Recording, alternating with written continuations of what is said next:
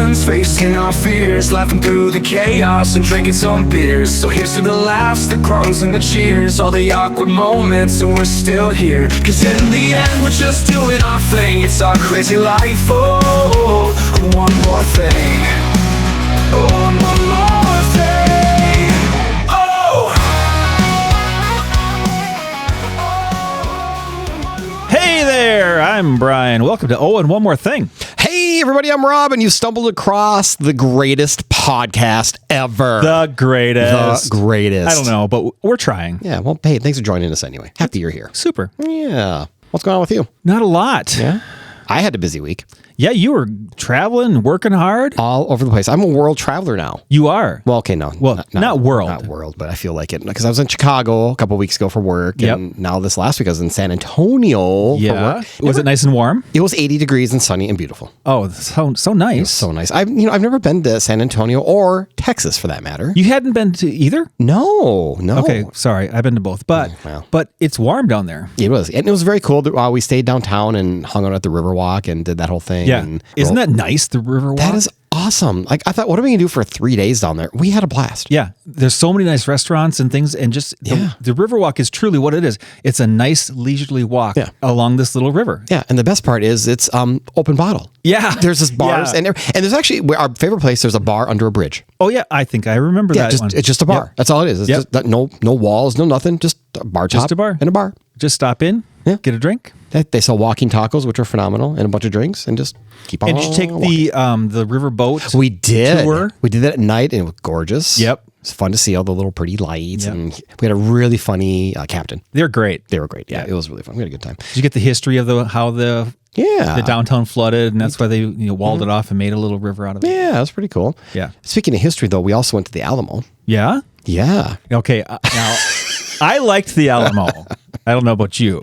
I was extremely disappointed in the Alamo. Why? Here is my problem. I have lots of problems. Here's my problem with the Alamo. Okay. One of the many problems. One of the many problems. Number one, I was very surprised on how small it is. Yeah. You walk out of it is surprising. It's surprising. Like walk out of a CVS, turn left, there's the Alamo in the middle of downtown. Yeah, right. It's basically at the end of the river. Yeah. There's the Alamo. Yeah, it's really weird.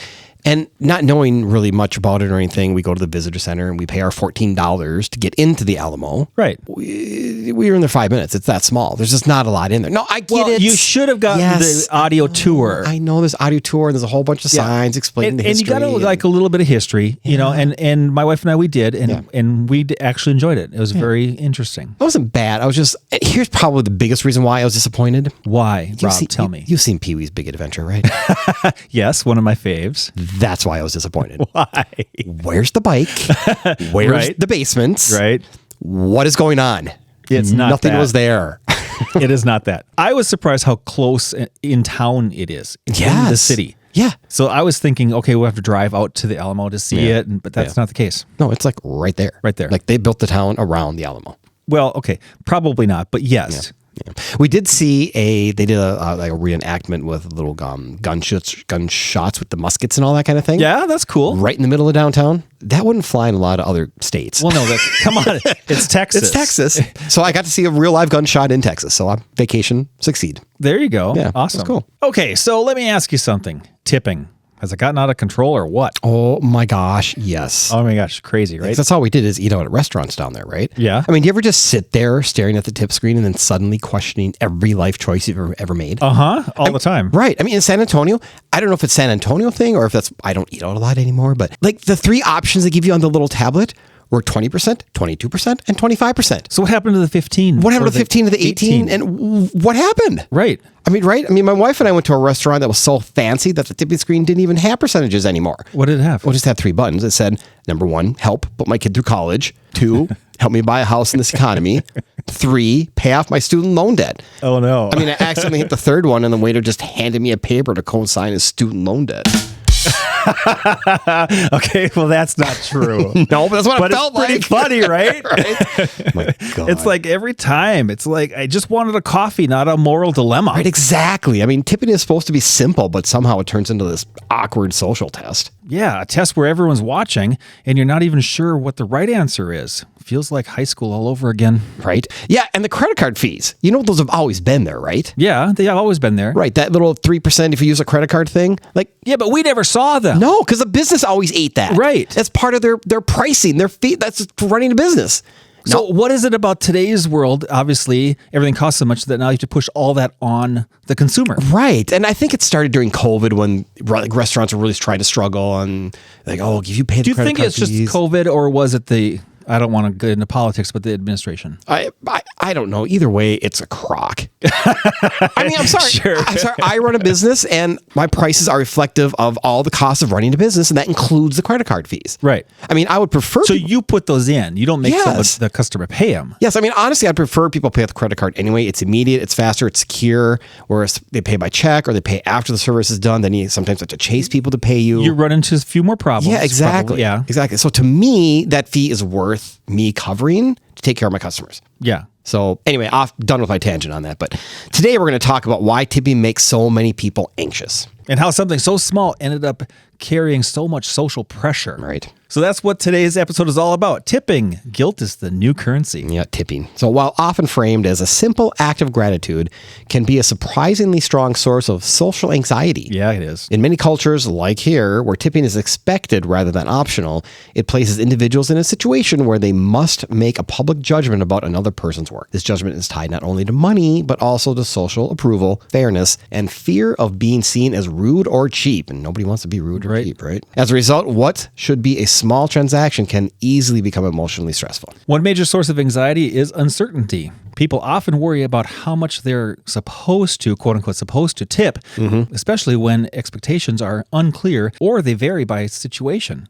Questions like whether to tip 15%, 20%, or in your case, 22, 25%. Right. Whether tax should be included or not, or whether tipping is expected at all can create unwanted social pressure. This uncertainty is intensified in social settings, of course, where individuals may fear being judged by the server, friends, or even strangers for tipping too little or consequently too much.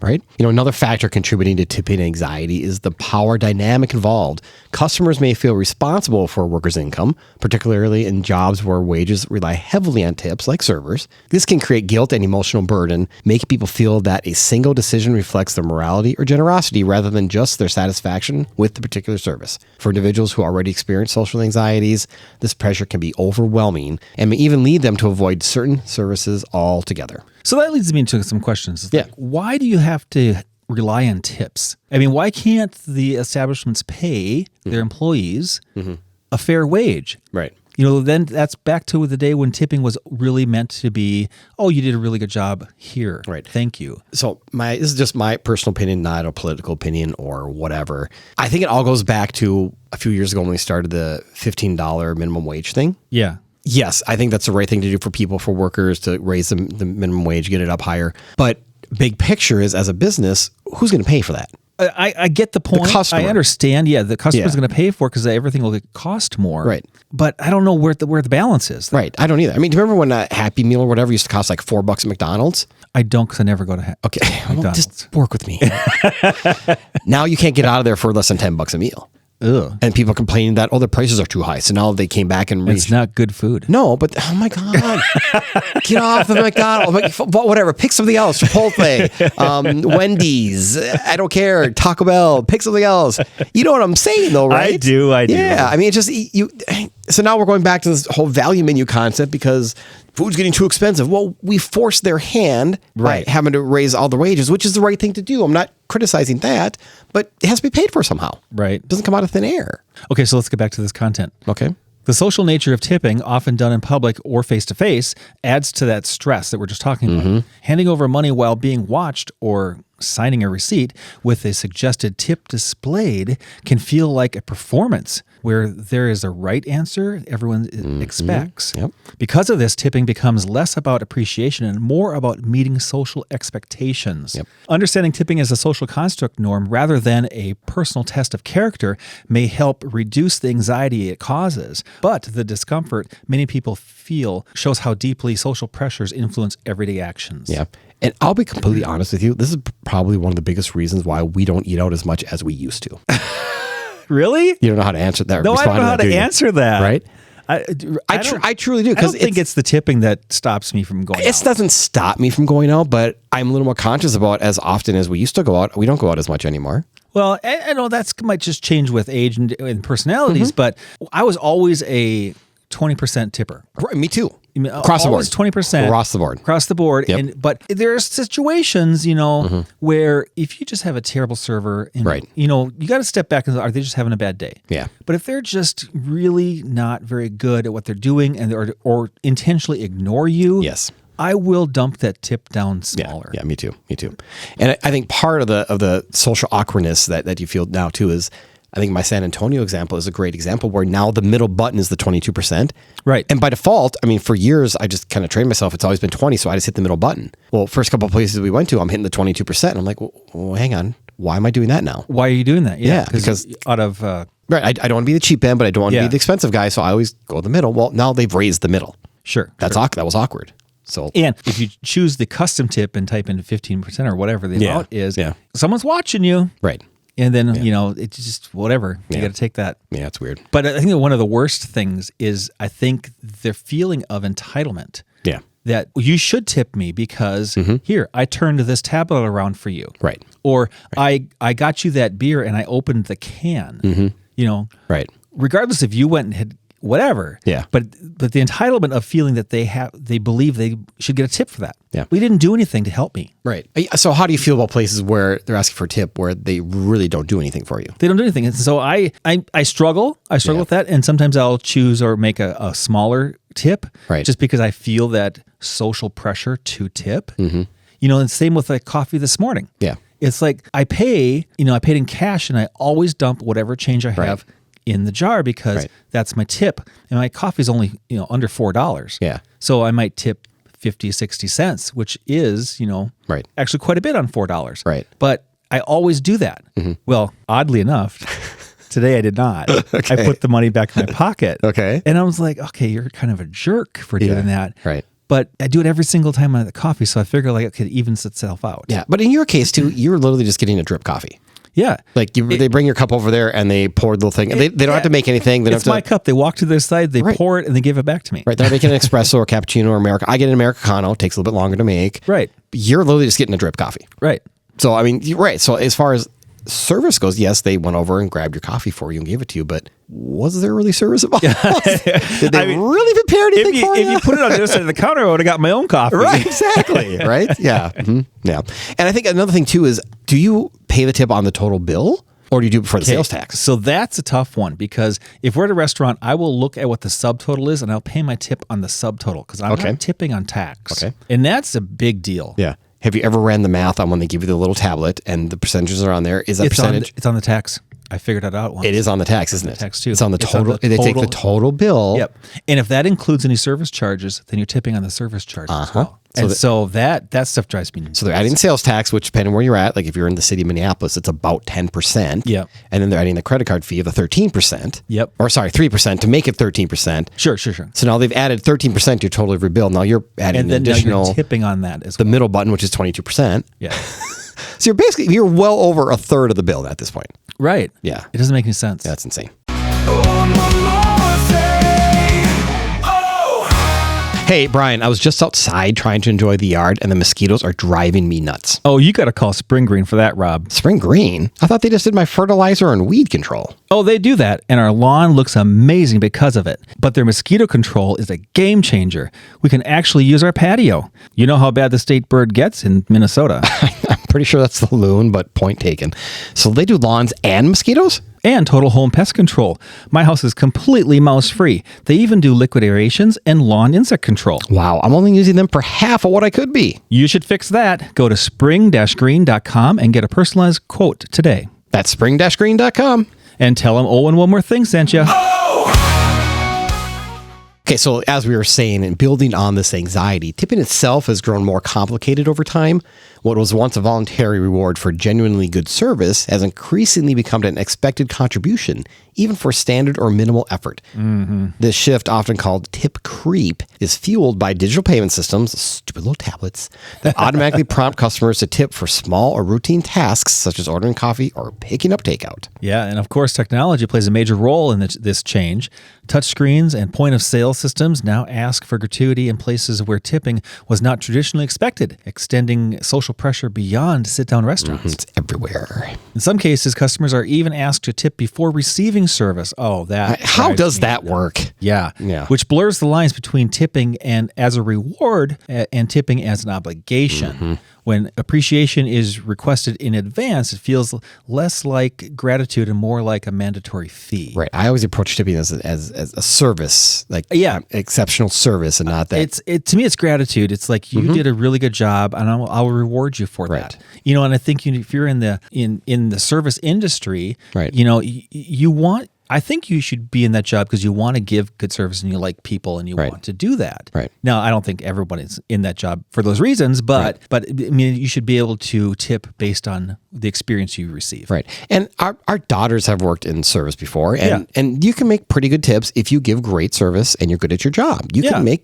really, really good money. You can. Yeah. And you should be able to. Right. And to me, where the expectations have all flipped around, where 10 to 15% was once common, and 20% or 22% or 25% is now more from the default. Right. Regardless of the level of service, I mean, at the same time, inflation has made everyday purchases more expensive. So repeated tipping requests, repeated tipping can make people feel financially burdensome. And as a result, some consumers respond by tipping less for services like takeout or delivery, while others tip out of discomfort rather than satisfaction. Oh, that makes me think about I had a tipping experience on a delivery. Okay. You want to hear it? Yeah, absolutely.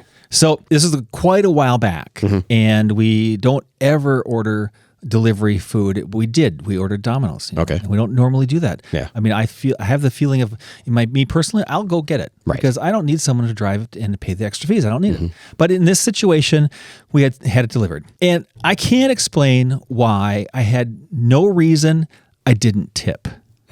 Paid for the pizza and I didn't tip. Okay. Well, the delivery person was verbally abusive. Seriously? To me in my face because I didn't tip. Okay. And I felt horrible. Yeah. Right. And I had no reason not to tip. I just didn't. It's just one of those things. Yeah. I didn't do it. And I wasn't really probably thinking clearly at the time. Right. It's like, because they're living on these tips.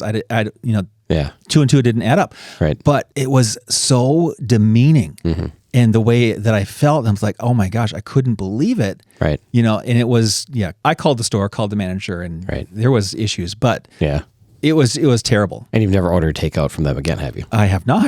Right. Well, see, that one experience. One experience changed it forever. And it's definitely a generational thing because all of our kids live off DoorDash and Uber Eats. Right. Like all the but time. But they pay major fees for that. Huge. Before the tip. Yeah. Yeah. We were coming home. Where were we going? We were coming home from a trip. Where was it? We were coming home from a trip or something like that. But our son was stopping by afterwards, and instead of driving past the Taco Bell coming to our house, he DoorDashed Taco Bell on the way to our house. But you drove past the actual restaurant. Past the actual restaurant because he was just hungry, wanted some tacos. And could have said, just go through drive-thru. Right. And instead he DoorDashed it. I was like, you've got to be kidding me. What did you just do? Like, I don't care that you're getting the food, but it's like, you DoorDash that? Yeah. I mean, it's a different mindset. It is. It is different. Yeah. So all of this has shifted how people view tipping.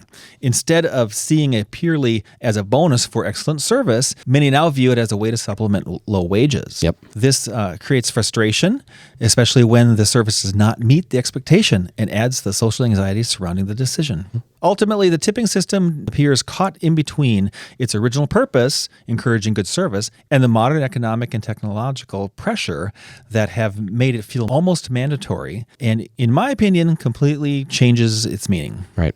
Now, weren't you, when you went to Italy, Yes.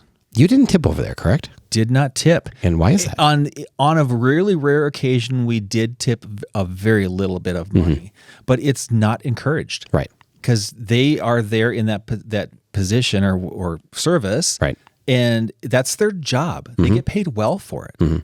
Tipping is not encouraged. And we did ask. We asked a waiter, actually, Right. what is the philosophy on tipping? And you can do it, but it's really just as a gesture of good service and how much you appreciated them. Okay. Let me ask you an odd question. So when you go, let's just say you're on vacation for 5 days, you're staying at a hotel, you're staying wherever, all inclusive. You've done that before. Yeah, once.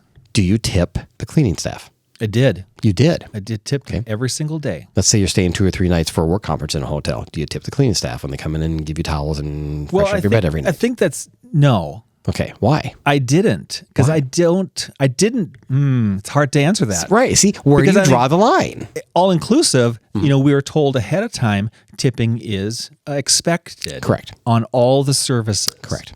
Where you go to a regular hotel. Right. I don't think that's built into the American culture and our psyche here to tip the service staff in a hotel. Unless they carried my bags up for me, Right. then I would tip them. Right. Yeah. That's not weird. Isn't that weird? I know. So I was thinking, is odd. That's weird. Yeah. Because that's a service. They're providing a service. You're there for a couple nights. They're providing a service. Oh, now you're making me rethink this all along. So if I go to a hotel, I might leave a couple dollars for the service. Yeah. So it's just an odd place to be. Yeah. Like, where do you and don't you tip? It's very confusing. It is. Yeah. So clearly the tipping culture bothers both of us.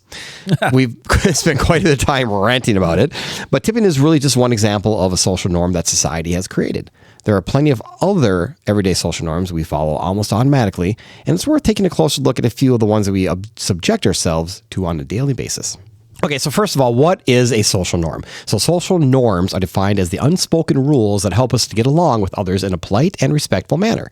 It's important to follow them so that we can maintain a positive social environment for everyone involved. Social norm examples include not spitting indoors. What? Gross. Why can't I do that? Covering your mouth when you sneeze. No. Gross. And shaking hands with everyone you meet. You should always shake hands with everyone you meet. I know, you really should, but... In Europe, you should kiss them on the cheeks. Right? Yeah. You're also assuming that everybody washes their hands after they use the bathroom when you're shaking their hands. Of course they do. Just like I believe everything I read. Yeah, right. Cultural norms are the custom and traditions that are passed down from one generation to the next. They're connected to the traditions, values, and practices of a particular culture. Right. And societal norms, on the other hand, reflect the current social standard for appropriate behavior within the society. In modern multicultural societies, there are different groups with different cultural norms, but they must all agree on a common set of social norms for public spaces. There's also a concept called group norms, which define how smaller groups, like in the workplace or sports teams, how they operate. These might differ from group to group and are highly dependent on the expectations and standards of the group or team themselves. Got it. But for now, let's talk about a few more social norms. Kind of like holding the door open for others. Do you do that? I do. Yeah. I always try to hold it open. Yeah, if there's somebody right behind me, I'll absolutely hold Always, it for them. yeah. That would be a social norm, I suppose. Yeah. About waiting in line politely. Well, most of us can do that, but there's always that one person who doesn't understand that. cannot. Who never went to kindergarten and never learned that on day one. That's right. There's always that person. Everybody get in a line. Right? Mm-hmm. How about respecting other people's personal space? Okay, I believe I do that. Yeah, I think it's been more... It's hard to know if you're in someone's personal space because it could be bigger. Right. Yeah. But I think it's a lot more... I'm at least more conscious about it since COVID. Okay, sure. So not that I wasn't... Understand. Not that I wasn't before, but I probably purposely give myself even a couple more inches than I used to, just to... I don't need to be this close to you. We're about 6 feet apart. That's about close enough. That's enough. Yeah. Plus, in big groups, I hate people. Oh, come on. Just large groups. You do sometimes look a little nervous or out of Nervous. place. Just don't stop breathing on me. Stop talking. Right? How about waiting to start eating until everyone is served? Yeah, I struggle with that one. It's hard, right? Because your Yeah. food's there, it's getting cold, but you don't want to be rude. Yeah. So it's really hard. And usually, I don't know, for whatever reason, I'm always the last one to get served. And that's funny because we were in San Antonio. We were at a table of 13 of us. After our meeting, we all went out to dinner. And I was in the front corner and I got served first. And I grabbed my fork and my knife right away. And my wife sitting next to me and she kicks me and she's like, hey. I'm like, okay. Hold back. Wait. Okay. I struggle with that one. Yeah. Don't talk with your mouth full. Okay, so you learned that when you're a child, but I have a tendency to do it a lot. I kind of did it on this podcast on the candy one a few episodes ago, the sugar one. So You did, and I think if you do listen closely, I got to know it at the end. you got to know it right away. You just came more prevalent at the end. Yeah. How about keep your elbows off the table? Yeah, I struggle with that one too. I do too. Yeah. It's such a comfortable position to Right? be in. And I always feel like if you're trying to listen to somebody, that you engage and get a little closer to them. And my elbows go on the table, so I'm like actively engaging and listening, but it's impolite to put your elbows on the table. And I think that's an old, Yes, it is. I don't know what you call it. Yeah. Etiquette. Yes, it is. Old etiquette. Yes, it is. Absolutely. Yep. Don't use your phone in a movie theater. I won't do that. Yeah. Turn the damn thing off for the 2 hours you're in there. No, I'm not. I put it on vibrate. Fine, whatever. Just don't take it out. Because when it's a nice dark scene, you got your bright ass light phone right in your face, replying to a text. Okay, Stop. So do you have to have your phone on the brightest setting it can be? all the time? No. Okay, then you are much younger than me. No. But I'm getting to the point where I really need to. But that's not the point. Like, and again, another reason why I hate people. If I'm going to go to a down. movie, I want to watch the damn movie. I don't want to hear you talking, hear you crinkling your candy paper, or looking at your damn phone in the middle of a dark scene in a movie. Can I slurp my pop? As long as you don't do it the whole time, yes, you can. Okay, how about this one? Yep. Nodding and smiling and looking at people in their eyes to show that you're listening to them. I try and do that. I try. I think that's a self-esteem issue. Yeah. More than it is, it's probably a social norm as well, but more than this, it's more self-esteem on the person. Yeah. And I've been working on that to make sure that I am Right. engaging. Right. And you can engage with your eyes and then listen. But my problem with that is I'm always thinking of how to respond. Yes. Otherwise, there's going to be a long pause while like, hold please, let me process that. Yeah. And when I'm thinking, you can clearly tell I'm thinking because my eyes tend to roll up and around as I'm thinking. Like, That's when I'm talking. When I'm talking, I'm looking at all around. And yes. Because in my head, I'm grabbing the next message, and I'm doing it right now. As we're sitting here talking, I'm looking at the painting behind you as I'm trying to think of my next thing I'm going to say. But see, I don't think that is disengaging. No. Because I think that you're still engaged because your eyes come back. Yes. Yeah. Interesting. That's fascinating. Fascinating, right? Okay. Did you know there are 4 types of norms? No, what are they? There are folkways, mores, taboos, and laws. What? And I've never heard of mores, so let's get to that one. So first off, folkways, though. So those are unwritten social rules or conventions. While not strictly enforced, they are generally accepted as appropriate or polite behaviors, such as covering your mouth when you sneeze. So that's a folkway. Okay? That's interesting. I don't know how you come up with these words. I don't know. So mores are social conventions deeply rooted in morality, Okay. making them more significant than simple folkways. Because of this moral weight, violating mores can lead to social sanctions and often result in them being formalized into laws. A clear example of a more is not drinking and driving. Oh, okay. I get it then. That makes sense. Okay. So taboos are essentially negative norms, actions to be avoided because engaging in them will be perceived as rude. Some examples of a taboo include using a phone during a movie. I think you just said that. I think I did too. Or spitting indoors. That's gross. Now, who would spit indoors? I don't know. First of all, where are you spitting it? Hopefully in the sink. Right. I'm sure it's like in high school kind of a thing. Like just, anyway. Or the Gross. hockaloogie. I know it's gross. Remember that? I do.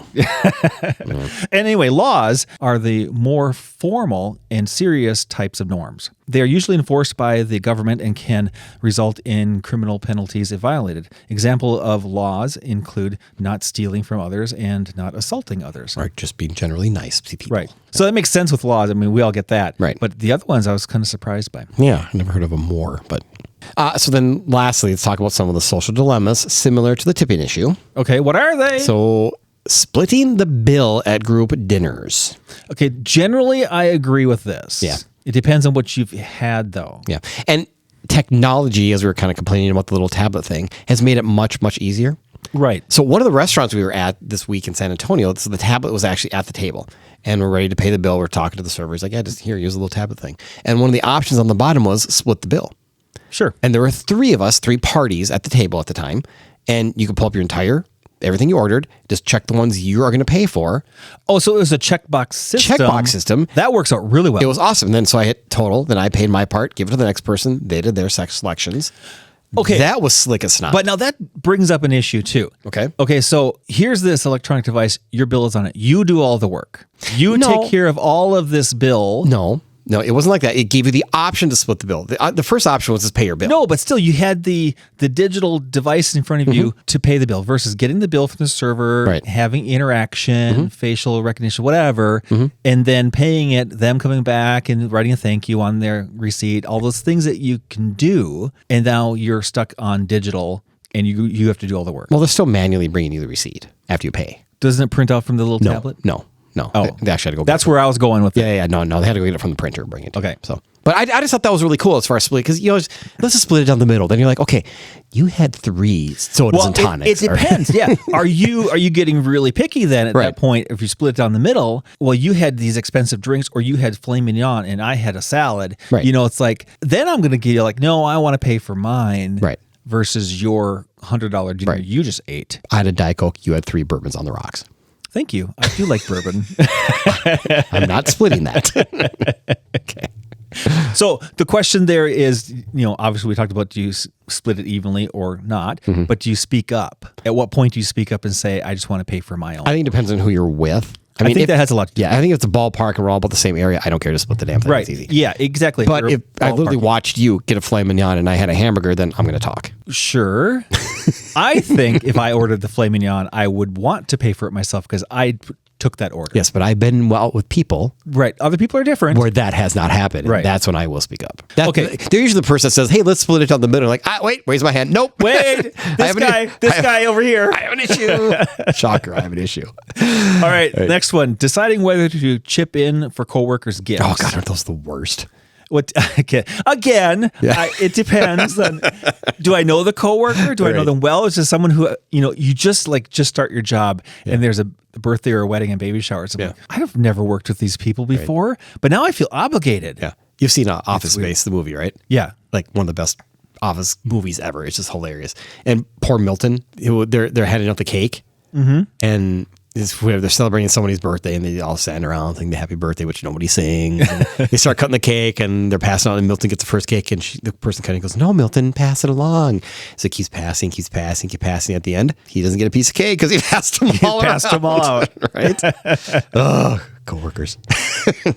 How about being asked to donate at the checkout? So yeah, I get that. And I think it depends really on my mood that day. I hate that one.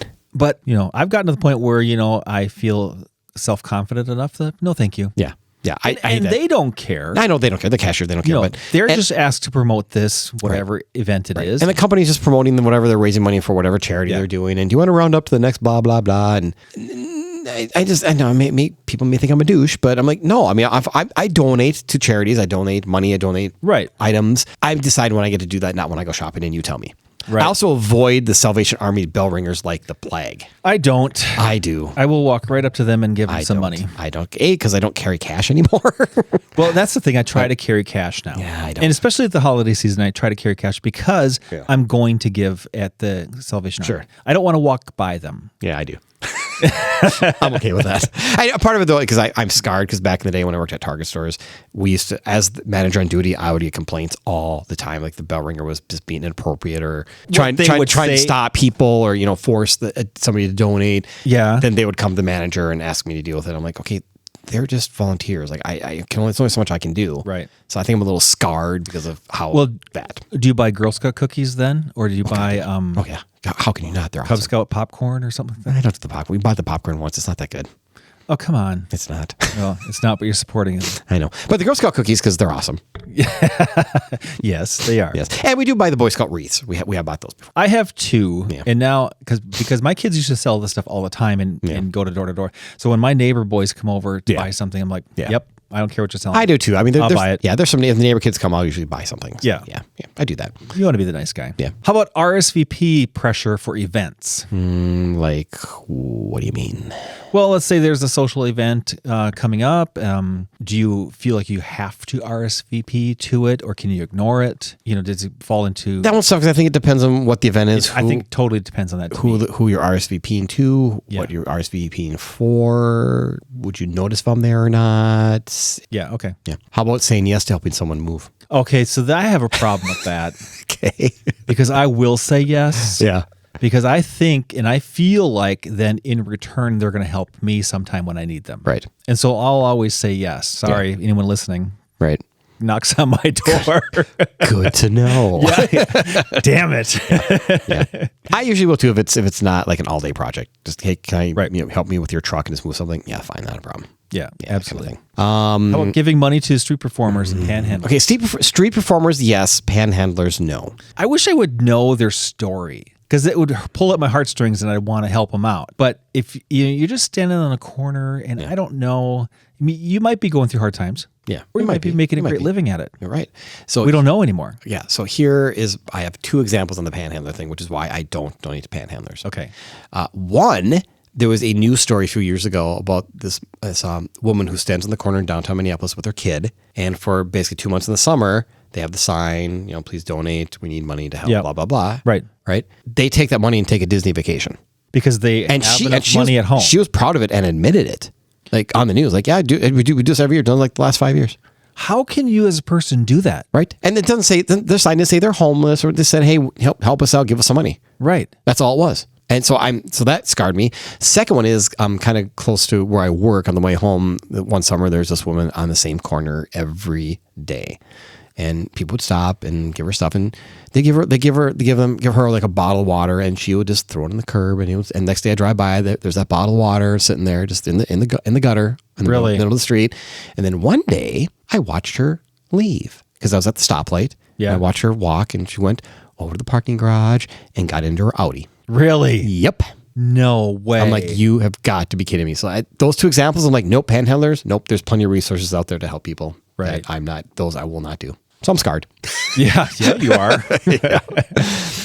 How about, we talked about this, the buying from kids selling things. And I will usually I do buy too. that. I do too. How about like the lemonade stand? Do you ever stop?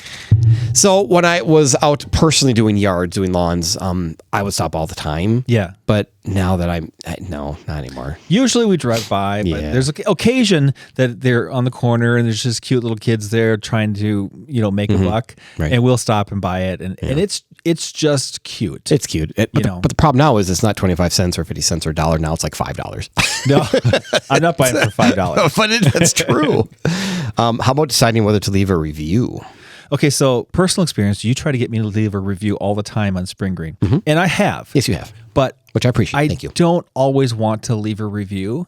And in me, as at my age, it's just 'cause I don't necessarily know how. Yeah. Yeah. It's harder for me to leave a review because I'm like, okay, what if I click on that? Where do I go? What do I do? What do I do next? Yeah. Here's the problem And that's my own issue. Yeah. In our technological society, Google reviews drive rankings on websites and on search Right. sites. So you should. It's so important. Like if you have a good experience with a business, you need to rate them high. As a business owner, I prefer you don't rate us low. If you have a problem, please call, see if we can resolve it first. That one drives me nuts. When somebody giving you like a 2-star. Yes, yeah. like somebody has a complaint and they just go right to social media and say, this sucked, blah, blah, blah. Can you talk to us first? Because maybe we could fix it and make it better for you. Right. But some people's reactions are just go review them first, give them a negative review. Well, and that's the interaction part that people are afraid of. Yeah. They don't want to go and say something bad because that's intimidating. Yeah, keyboard parties or keyboard warriors. I mean, yeah, Right. How about attending friends' multi-level marketing parties? God, no. If I know that's what they're doing, nope. What if you didn't know and you get then you're kind of SOL. Then you just choose to buy the cheapest thing you could find. Go out with it. I think then you're holding a grudge, aren't you? Yeah, right. What about wedding gift value stress? Oh, that's big. That's tough. I think that's big. I do too. Because we go to a fair amount of weddings. Yeah. And now, different from when we were younger and probably couldn't afford it as much, but we believe that we should give a very nice gift. Yeah. And it has to be something of value. Yeah. And so it's hard if you don't buy that gift early on in thinking about it ahead of time. Right. Because then you're left with what do they have on their registry? Right. Not very much. But thank God for the registries to make it simple. Right. That helps out a you're lot. right. You got to be quick. You wait till the end. You're kind of left the leftovers. And it's either really expensive or really stupid. Right. Yeah. And then, we don't just always like to want to give money, it's Right. like, which is what they probably need the most. Yeah. But we always want to give a valued gift. Right. Yeah. And so the stress is finding something that is a good value. And then we keep, sadly, I don't want to say this too loud, we keep mental notes a little bit. Yeah. So the last 3 weddings we gave that dollar amount, we need to match that again. Right. I think this goes The same holds true for graduation gifts. Yeah. Because my daughters have graduated from high school. Yes. And my coworker, Ryan, who's listening to this podcast right now, was very generous in his gifts. Okay. His kids have yet to graduate. So now His first one graduates this year. So do you kind of remember that and think you need to reciprocate? Absolutely. Okay. And I absolutely will. So we started a thing with graduation gifts long time ago. We would give the amount of money the year they graduate. Yeah, I know that's the thing. If they would graduate 2020, they got $20. Right. 2001, they got $20.01. Right. So we just kept going up with the year, and that's what they got. But now with inflation, $20 isn't enough. Well, I'm sorry. Based on my daughter's graduation a couple years ago, $20. It's the same thing with the tipping thing. Yeah. $20 is not enough anymore. Well, I know, right? I know. Like, how do you know? You don't. Yeah. What, housewarming and holiday gift exchanges? I don't. Do we still do housewarming? I don't do housewarmings. No. And a holiday gift exchange, like at work or something? I don't know. I mean, honestly, for me, the holiday gift exchanges, or family, and very close friends will do an exchange with you guys. Yeah. But honestly, that's about it. I mean, we really don't do much. Yeah, we don't really do a lot either. Yeah. But when it comes to like holiday gifts, then we're very specific on making sure the same dollar amounts shared. Yeah. How about giving family or friends a ride to the airport?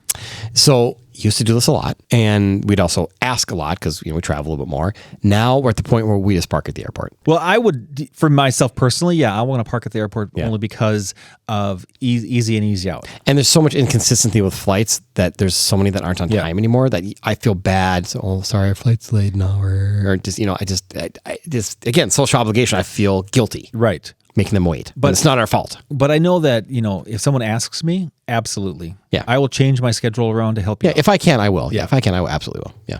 How about returning the shopping carts? Okay, we talked about this on an episode a long time ago, and I had a big old rant about this one.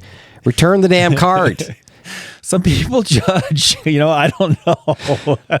I would be the judger. You would be the some people don't care category. No, if I'm taking the cart out to my vehicle, well, yes, I will always put it in a cart. In the cart corral, yes, I get that. Always. The one that drives me nuts is when people are in the store and they just leave the cart right at the end of the checkout lane. When you're walking past the cart corral in the store. No, okay, so in the store, I'll not leave it at the end of the checkout, but the two doorways between the end of the and outside, I'll leave it in there. Yes, that's fine. All the time. No, wait. In the vestibule? Yes. Oh, that's you are a douche. That is a horrible. Because guess what? Then 5 other people do it. Now you can't walk out the damn door because there's so many carts in there. We put them in a line. It's 5 feet. Walk to the damn cart corral. Or at that point, just bring the cart outside and put it in the outside cart corral. I can do that. I'm probably not going to. we need to move on. I'm getting all hopped up again. How about borrowing or lending money to family or friends? Oh, that one is the worst. I mean, that's hard. It's really hard. I mean, I won't ask for that. Yeah. If someone asks me, I'm in a major dilemma. Yeah. So hopefully we all feel the same emotional pressure and the unclear boundaries about that we don't do it. We just don't do it. Yeah. The fear of awkwardness. I think especially if you're doing to friends or family, like you would if you're going to give them any sort of money, you would just need to set the expectation up front. You're never going to see it again. That's not true. No, I'm not saying that you're not. I'm just saying in your mind, you need to say that I'm basically giving you this. If you pay me back, awesome. If not, then I'm not going to lose my mind over it. You're gifting the money in your mind. And yes. Yeah. If I get it back, that's awesome. I mean, many, many years ago, we borrowed money from family, but then we made a payment plan and made sure it got paid back. Yeah. Well, see, you do the right thing. We try. Yeah. So in the end, the tipping dilemma is something deeper than money. It's the discomfort of unclear and constantly changing expectations, the pressure of being watched, and the fear of being seen as cheap, rude, or ungrateful. Yeah.